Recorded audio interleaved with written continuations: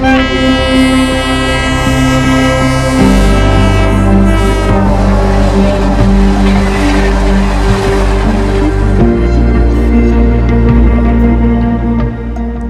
भारत में ट्रेन हादसों का इतिहास काफी पुराना रहा है। कभी रेल के पटरी से उतर जाने तो कभी दो ट्रेनों के आपस में टकरा जाने की खबरें आती ही रहती हैं। इन हादसों में कई बार बड़ी संख्या में जनहानि होती है। इसके साथ ही इन हादसों में हुए दूसरे नुकसान की भरपाई करने में ही रेलवे प्रशासन की हालत खराब हो जाती है। लेकिन जब से केंद्र में मोदी सरकार आई है, तब से इस ओर बहुत ध्यान दिया गया है और रेल हादसों पर लगाम लगाने की कोशिश की गई है। इसके ही तहत सुरक्षा को लेकर कई प्रयास किए गए हैं। इन्हीं प्रयासों में एक है एंटी ट्रेन टक्कर प्रणाली, जिसका नाम रखा गया है कवच। इस सुरक्षा प्रणाली की टेस्टिंग की गई है, जिसमें एक पटरी पर 160 प्रति घंटे की रफ्तार से एक ट्रेन और एक इंजन को एक दूसरे के अपोजिट डायरेक्शन में दौड़ाया गया। ये एक दूसरे को टक्कर मारने के लिए पूरी रफ्तार में दौड़ रहे थे, लेकिन जैसे ही ये एक दूसरे के सामने आए, ट्रेन और इंजन 380 मीटर की दूरी पर खुद ही रुक गए। दोनों की टक्कर नहीं हो सकी। इस टक्कर के टलते ही ये टेस्टिंग सफल हो गई,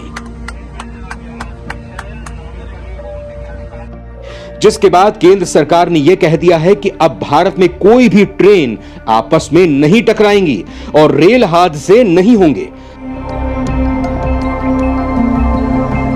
आखिर ये टेस्टिंग क्या थी और किस तरह से ये ट्रेन और इंजन आपस में टकराने के बजाय एक दूरी पर ही खुद ही रुक गए?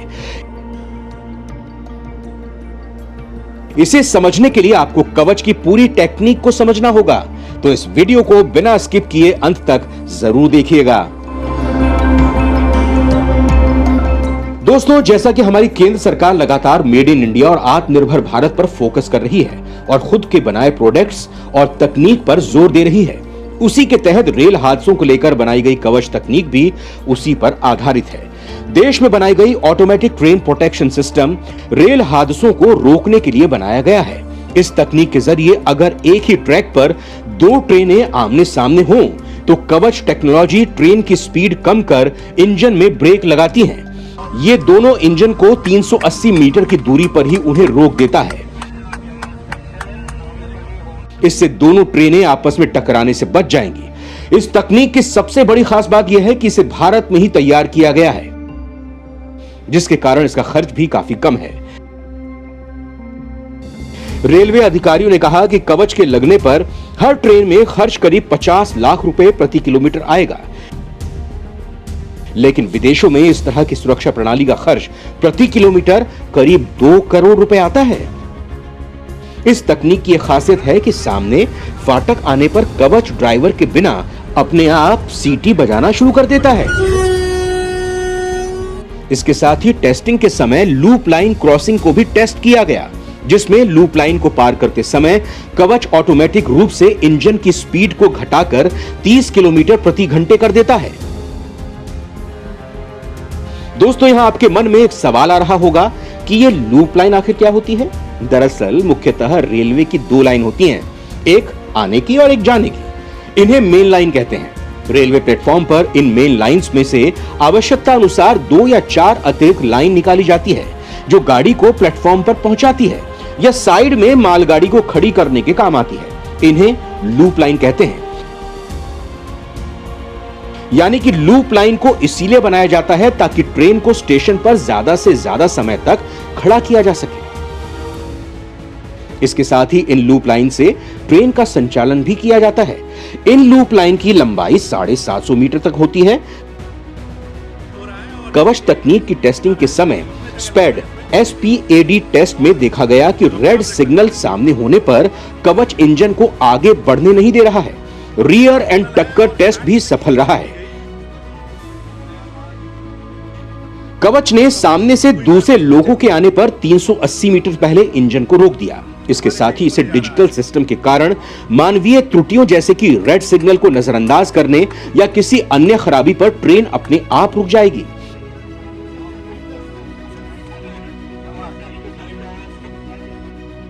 कवच सिस्टम में उच्च आवृत्ति के रेडियो संचार का इस्तेमाल किया जाता है, रेलवे के अधिकारियों के मुताबिक कवच SIL4 सुरक्षा मानक स्तर 4 के अनुरूप है, जो किसी सुरक्षा प्रणाली का उच्चतम स्तर है।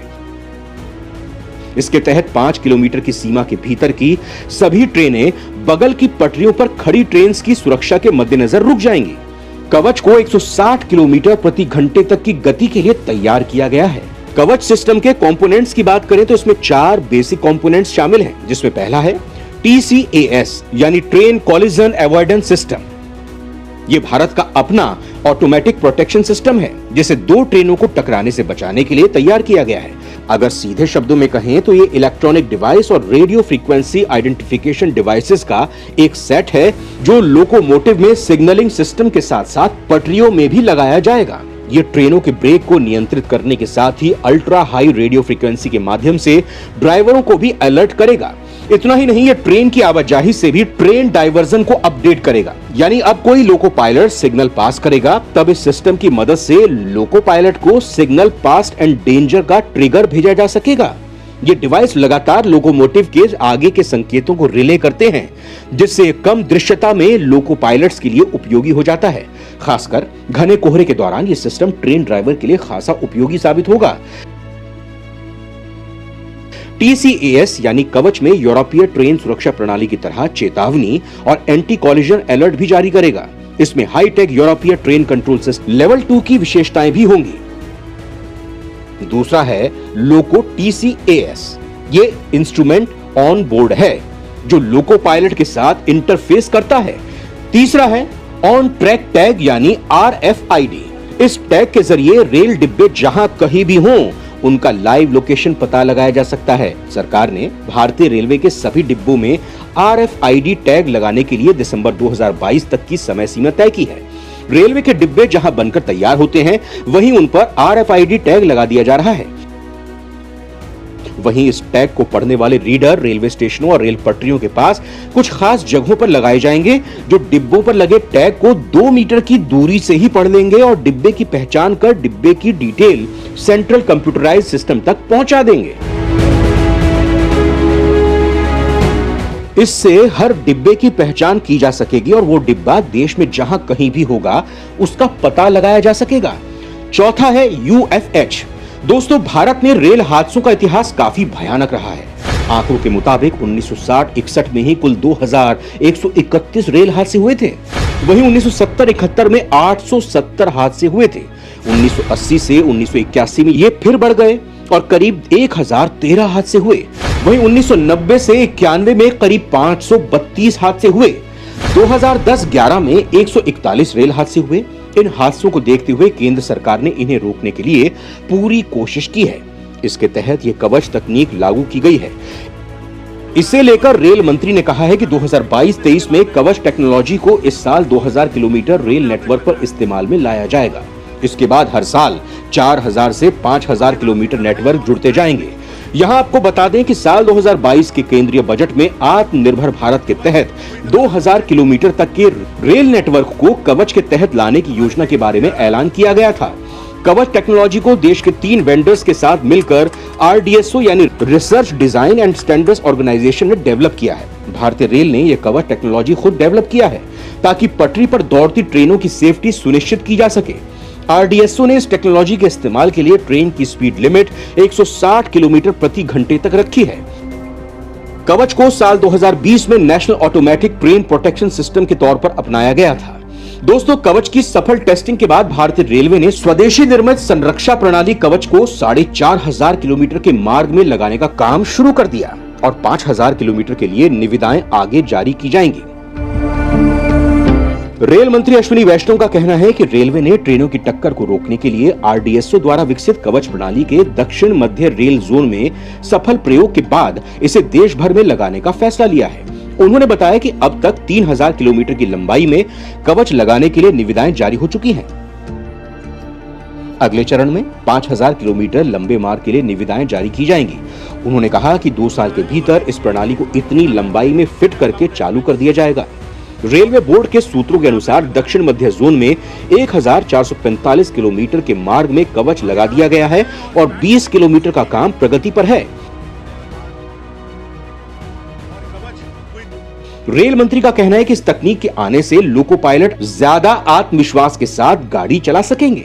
शुरुआत में दिल्ली से मुंबई और दिल्ली से हावड़ा मार्गों को कवच से लैस किया जा रहा है। इसके साथ ही दिल्ली से चेन्नई, हैदराबाद, बेंगलुरु, जम्मू, उधमपुर, मुंबई से हैदराबाद, चेन्नई, इटारसी, बिलासपुर, हावड़ा, विजयवाड़ा से हावड़ा तक के ग्रैंड ट्रंक ग्रैंड कोड मार्गों को कवच से लैस किया जाएगा।